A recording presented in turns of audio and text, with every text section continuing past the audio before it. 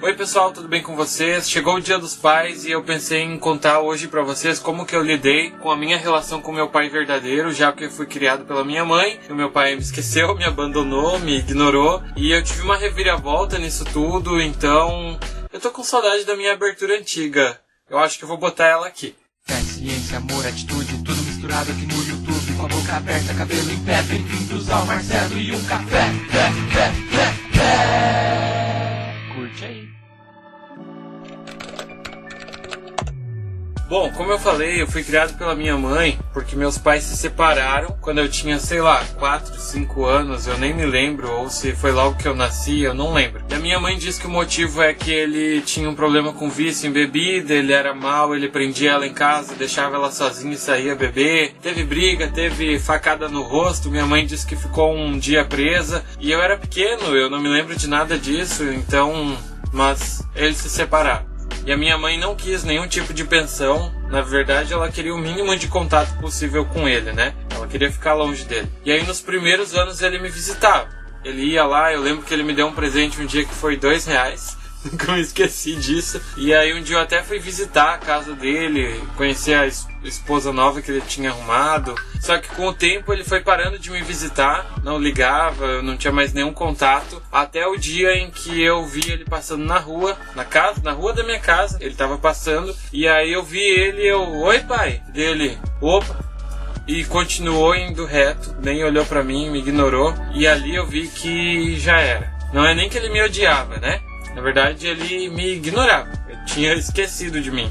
E aí eu fui então criando aquela raiva, aquele rancor, aquele desprezo pela figura do meu pai, né? E aí nessas horas a gente valoriza mais a nossa mãe, né? Porque é justamente ela que tá ali suprindo e cuidando das nossas necessidades e tal. E aí a cada aniversário tu vê as pessoas comemorando a tua vida, né? E o teu pai, tipo, tá nem aí, nem se lembra que tu existe. Então isso era bem chato pra mim. E aí chegou o momento em que a minha mãe começou a frequentar uma igreja. Era a igreja adventista na época e eu era pequeno, era obrigado a ir junto com ela, né? E aí eu comecei a participar de grupos de adolescentes. Fui desbravador, que é tipo o grupo de escoteiros lá da igreja adventista. Eu me batizei lá com 10 anos. Aí depois nós passamos para a igreja quadrangular e eu continuei ali naquele entorno, né? Com pessoas cristãs. Eu comecei a ter essa influência daí na minha vida, sabe? Conselhos, teus líderes ali te ensinando e aquelas mensagens, e isso foi bem importante porque me protegeu de várias escolhas ruins que eu poderia ter feito, né? Até que chegou um momento em que teve aquelas mensagens direcionadas pra esse problema emocional, sabe? Tipo, teu pai é Deus, perdoa teu pai terreno te abandonou, mas Deus tá cuidando de ti, tu tá aí até hoje porque ele cuidou, sabe? Essa coisa assim. E aí eu comecei a absorver isso, e eu comecei a tratar esse problema, sabe? E eu era ensinado então a perdoar meu pai. E perdoar não é esquecer, né? Não é esquecer o que ele fez, ignorar, não, agora ele é um santo. Não é nada disso. Na verdade, eu passei a não ter mais ódio, não ter mais rancor, não ter aquela mágoa. Eu sabia o que ele tinha feito, eu lembrava o que ele tinha feito, considerava errado, mas aquilo não doía mais em mim. Aí com o tempo, lá pelos 12, 13 anos, 15, 16, sei lá, por aí, eu vi que essa raiva foi diminuindo, eu já tava sendo mais calmo, eu falava tranquilamente já, claro, né, sem nenhum contato dele mais, nem sabia mais se ele era vivo ou não, mas eu vi que eu tava ficando mais calmo, mais tranquilo, e eu tava conseguindo lidar melhor com isso.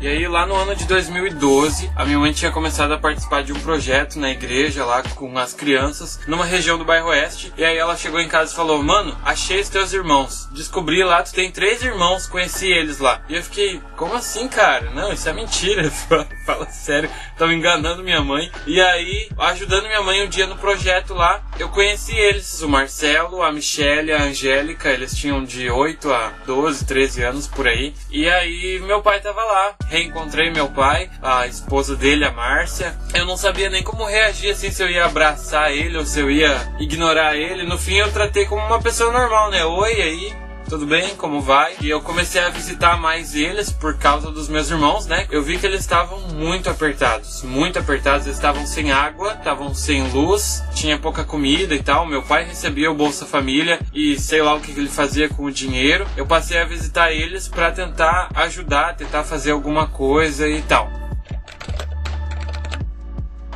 Aí um dia eu vi o meu pai surtando na minha frente. Ele vinha em cima da pessoa e começava a gritar com a pessoa e falar duro assim com a pessoa, ofender ela assim, na cara dela, quase cuspindo na cara dela, sabe? E aí chutava os pés assim, batia nos pés da gente, gritando e ameaçando a pessoa. E eu fiquei, cara, mas que é isso? Teve dias que eu ia na casa dele, tava preparado pra ir com um pedaço de pau assim, pra se eu precisasse me defender, porque ele tava meio louco assim. Tinha dias que eu tinha medo dele fazer alguma coisa ainda. Um dia eu não queria deixar meus irmãos sozinhos lá de noite, e aí eu posei lá. Queria ficar ali junto com eles, né? A gente trancou a porta do quarto deles lá, que é separado do quarto do meu pai, e aí fiquei ali. E cara, ele me acordou de noite com um espeto na mão e me ameaçando, falando que ia me matar se eu afrontasse ele e tal. E aí eu fiquei quieto, né? Porque me pegou de surpresa ali, eu não ia ter nem como reagir. E aí depois eu fui lá, fiz um boletim de ocorrência dele ainda. E aí numa palestra lá no Genuíno Sampaio, eu me lembro que foi um cara lá dar uma palestra do CAPS. E aí ele falou que se a gente tivesse algum caso de agressão familiar, assim, algum caso de uma pessoa assim louca, era pra procurar eles e falar do caso, que eles iam poder me ajudar. Aí eu fui lá no CAPS, fica aqui, né, no centro, e aí eles já conheciam meu pai, já conheciam a família, já conheciam toda a situação. Eles me falaram que meu pai possivelmente tinha esquizofrenia, provavelmente, logo que possível ele teria que ser internado. Aí um dia os vizinhos me ligaram que ele tava agredindo a Márcia, porque eles ouviram a Márcia gritando e eu fui pra lá.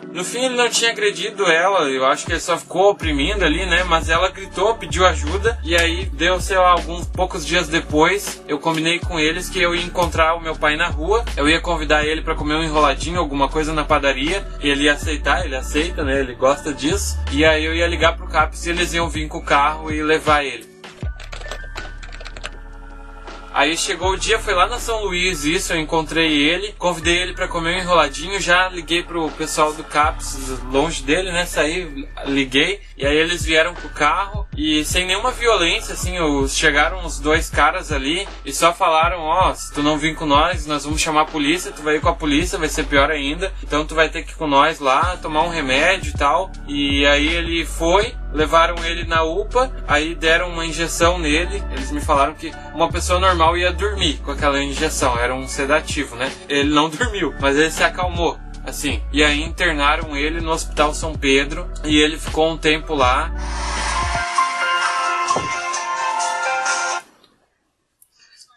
Oi, mãe, vocês já estão aí? Oi, nós já estamos em casa ainda? Sim, eu tô gravando um vídeo, daqui a pouco eu vou descer aí.